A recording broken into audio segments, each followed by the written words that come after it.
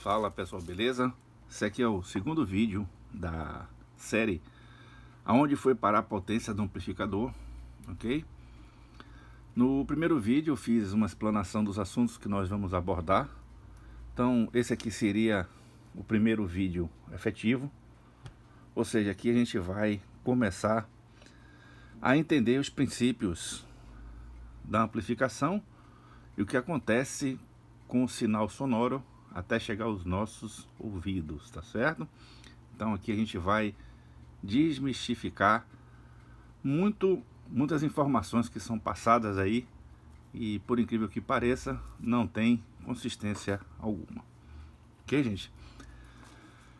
Vamos trabalhar com unidade de potência em watts para a gente ter uma linearidade aí na informação. Vamos tratar do início da amplificação, né? Onde eu vou mostrar para vocês o que ocorre aí no amplificador. Então, o amplificador de potência, nós temos a potência elétrica que o transformador consome. Então, a depender da eficiência do transformador, você já tem perdas consideráveis. Então, após a isolação aqui da tensão elétrica, né, que aqui é um transformador, pega 0, 127 ou 220 e transforma em uma outra energia AC de forma isolada galvanicamente pelo transformador. Então depois nós passamos por uma parte de retificação, depois filtragem. Então em todas essas etapas aqui a gente já tem perda de potência, ok? E quanto mais se eleva a temperatura do amplificador, mais perda você consegue perceber nesse estágio aqui, ok? É através desse estágio aqui, que é a fonte de alimentação, que nós determinamos a potência máxima que o amplificador pode atingir, porque não adianta você ter um amplificador com muito transistor e pouca fonte de alimentação, ou seja, a fonte vai restringir a potência do amplificador, ok? Vamos entender aqui um transformador.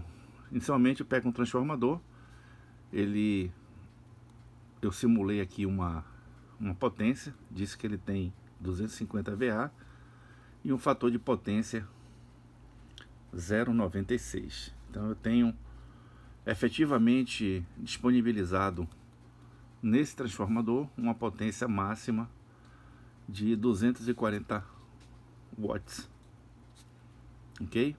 Reais. Então eu só posso extrair desse transformador 240 watts. Se aumentar, o transformador entra em esterese, aquece mais e vai dar mais perda ainda. Então, por isso que é sempre bom você ter um dimensionamento razoável entre a fonte de alimentação e o consumo, ok? Porque se você for um amplificador de alta potência que trabalha aí em alto desempenho, quer dizer, trabalha a maioria parte do tempo em alta, que são o caso de amplificadores profissionais, você tem que ter uma fonte com uma certa folga diferenciada. Então isso já é um ponto que diferencia os amplificadores, uso doméstico para uso profissional, ok? Vamos analisar um amplificador que ele produz 100 watts RMS em carga de 4 ohms. Então eu tenho que ter uma tensão AC na saída dele mínima de 20 volts AC e com uma impedância de 8 ohms eu tenho uma potência menor de 50 watts mantendo os 20 volts na saída. Então essa relação, gente, é muito importante para que vocês entendam. O amplificador, quando ele é projetado para trabalhar com baixíssimas impedâncias, tipo 2 ohms, ele é sinal que ele pode carregar muitas caixas de som nos arranjos que nós vamos analisar logo a seguir. Saindo do amplificador, vamos para o transdutor, os alto-falantes, e você percebe que a coisa se torna mais crítica ainda no alto-falante, ou seja, da potência liberada pelo amplificador, apenas 10% é aproveitada em som. É isso mesmo, 10%, e isso sendo um excelente alto-falante. O resto é perda por efeito Joule, ou seja, calor.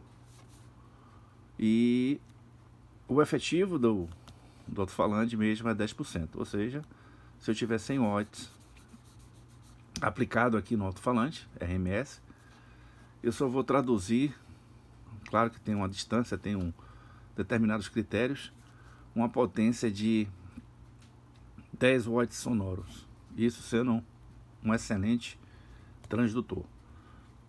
Nós sabemos que cada alto-falante ele tem sua faixa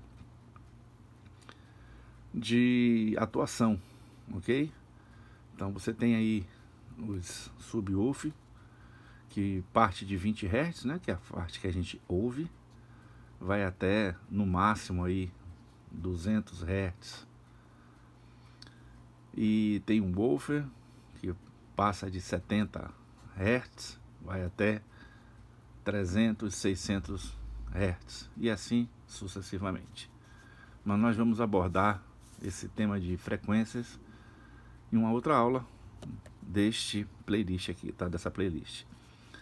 Então, como é que funciona o transdutor? Então, tudo evolui menos os alto-falantes. Isso aí, gente, é uma premissa que já foi derrubada. Hoje está sendo produzida aí alto-falantes de melhores rendimentos e com isso consegue-se ter melhor qualidade sonora, reduzindo-se a potência do amplificador. Para você ter ideia, essa potência liberada pelo alto-falante, ela é chamada de potência sonora, ela é baseada no tamanho do transdutor. Então, se o transdutor ele ressoa uma frequência mais baixa, ele vai ter que ter uma área maior para deslocamento do ar, porque frequências mais baixas têm um comprimento de onda maior, ok? E assim sucessivamente. Outro aspecto que tem que ser levado em consideração é o excursionamento do alto-falante, ok? Então ele funciona como uma bomba de ar indo para frente e para trás, tem um limite. E se você colocar amplificadores de alta potência, não levando em consideração a potência do alto-falante, você pode danificar ele, queimando o indutor, ou ele saindo fora do eixo de funcionamento dele, ok? Você vai romper aí a aranha, vai danificar a bobina, vai prender a bobina e vai perder o alto-falante. Então, temos que ter em mente que o sistema de sonorização ele é um sistema complexo, onde devemos analisar tanto a parte de amplificação do sinal, como também a sua transformação de sinal elétrico para sinal sonoro, né? Mecânico. Uma outra tópico que aflige muita gente que monta seus amplificadores é fazer o casamento de impedância dos alto-falantes e qual alto-falante escolher para seu sistema de sonorização. Então você tem a eficiência do alto-falante, onde a eficiência vai traduzir para você o número de pressão sonora, ou NPS, né? É uma função logarítmica, ok? Onde você precisa de informações do ambiente para calcular sua pressão sonora e saber qual a litragem aí da caixa de som e qual alto-falante que se encaixa no perfil do seu amplificador. Ok, gente? Então, quando você vai projetar um amplificador, tem que se ter em mente um sistema ideal e depois fazer os testes e ter um diagrama onde você vai demonstrar a eficiência sonora da caixa de som e do amplificador, ok? Lembrando que o casamento de impedância é importantíssimo para o melhor desempenho de ambos os itens, tanto o amplificador como o transdutor. Eu fiz aqui uma demonstração de uma relação entre potência, né? Então botei uma potência elétrica de um amplificador de 1000 watts, ok? A potência aqui do amplificador, ele, no caso AB, ele dos 1000 watts disponibilizado aí pelo amplificador, eu tenho 400 watts RMS de sinal elétrico na saída dele. E quando ele vai para o alto-falante, o calor, só o calor consome dessa potência de 600 watts, ou seja, o amplificador consumiu 1000 watts da rede elétrica, disponibilizou na saída dos alto-falantes 600 watts, houve uma queima de 400 watts em calor. Por sua vez, o amplificador entrega o sinal ao alto-falante e o alto-falante só aproveita 10% da potência fornecida pelo amplificador, ou seja, 540 watts é queimado através de calor. Isso, gente, levando em consideração que a linha de transmissão, ou seja, o cabo, é um cabo de baixíssima impedância, resistência, ok? Outro aspecto interessante para vocês que gostam de alto-falantes de baixa impedância, eu vou passar uma informação para você que talvez vocês gostem muito ou talvez não gostem muito. Então, vamos lá. Com o aumento da potência dos amplificadores, principalmente dos amplificadores classe D, que tem um rendimento de certa forma maior do que o AB, você consegue uma potência de saída na elétrica do amplificador muito maior do que os alto-falantes eles podem suportar. Então, com isso, muitos fabricantes adotaram o regime de reduzir a impedância do alto-falante. Vocês observam que os alto-falantes para a linha automotiva ele tem mais baixa impedância do que o da linha uso profissional, né? Uso em publi ads. Então, o que acontece nesses alto-falantes? Eles são, de certa forma, mais rígidos, os alto-falantes para baixa impedância. Você tem uma aranha, né, mais dura, a aranha que trava a bobina no conjunto magnético, e com isso o excursionamento fica precisa de mais energia para movimentar. Então, com isso, você precisa reduzir a impedância das bobinas e utilizar um fio mais grosso para fazer essa bobina. Então, o que vai acontecer com esse alto-falante é simplesmente queimar mais energia através de calor, tendo a mesma potência sonora de um bem menor do que esse alto-falante produzido aí para amplificadores. Então, quem faz amplificador de potência para uso profissional, ele é projetado para atingir baixas impedâncias, mas através de associação de alto-falantes, ok? Com isso você vai melhorar o desempenho sonoro do seu sistema, você vai ter maior pressão acústica, porque são vários alto-falantes atuando, uma bomba bem maior, e vai ter uma potência dividida nas cargas dos alto-falantes. Então você vai ter perdas de calor menor, porque as bobinas são de maior impedância, no caso 8 ohms, e com isso você vai ter um sistema mais equilibrado. Então, um exemplo aqui alto-falante de um amplificador de 100 watts, ele distribui no sistema 50 para cada alto-falante, que corresponde ao 100. Então o aproveitamento sonoro desse é muito maior do que esse aqui. Então, comparando o sistema com o outro, a perda de energia maior desse sistema. Você tem um alto-falante, observando que ele é do mesmo tamanho, 10 polegadas, e aqui 10 polegadas, 10 polegadas. Então você vai ter maior pressão sonora, ok? E a gente não pode confundir em potência do amplificador como volume do amplificador, tá certo?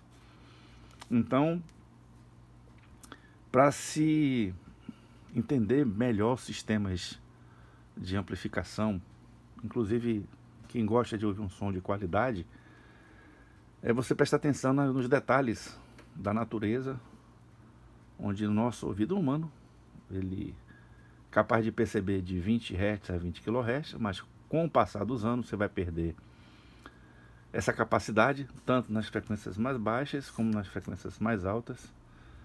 E a nossa faixa é de 3100 Hz, ou 3.1 kHz. Ok, pessoal? Então esse aqui é o primeiro vídeo. Tem muito assunto ainda para estudar. No próximo vídeo eu vou falar sobre o rendimento dos alto-falantes utilizados em linha profissional, né? Em sonorização pesada. E vocês vão entender o porquê que os alto-falantes de amplificadores classe AB, eles são diferentes dos amplificadores classe D. Vocês vão entender a relação do ruído, o porquê que você queima a bobina do seu alto-falante em um amplificador classe D e os efeitos negativos do indutor do alto-falante para o amplificador e quais proteções a gente vai direcionar para que você evite a queima do seu amplificador. Ok, pessoal? Então eu estou fazendo essas aulas aqui, já tem mais assuntos a serem tratados no próximo vídeo. Eu espero que vocês gostem. A intenção desse vídeo é trazer para vocês a realidade do que a gente encontra hoje no mercado e o que a gente faz para melhorar essas condições para vocês. Então, aquelas pessoas que são taradas por potência de amplificador, números, fique atento a isso aqui, tá? Isso aqui é uma condição que vocês devem levar em consideração quando vocês adquirirem amplificadores de alta potência para usar em casa, principalmente nos danos que vocês vão conseguir no seu ouvido utilizando determinados amplificadores, onde você não tem o balizamento da distribuição de harmônicos, não tem um balizamento das frequências parasitas, ou seja, não sabe o quanto o seu ouvido é danificado por frequências indesejáveis no sistema de áudio, ok? Então, com o tempo, a sua audição tende a deteriorar cada vez mais, prejudicando aí a sua audição futura e, por consequência, a perda auditiva definitiva. Então é isso aí, pessoal. Forte abraço, quem gostou do vídeo aí, dá aquele like para ajudar o canal. No vídeo 2 nós vamos ter continuação desse tema e vamos ter aí, finalizando nesse vídeo, uma introdução sobre, desse playlist, a introdução de filtros, ok? Para melhorar o desempenho do seu amplificador. Ok, pessoal? Aquele abraço e até a próxima.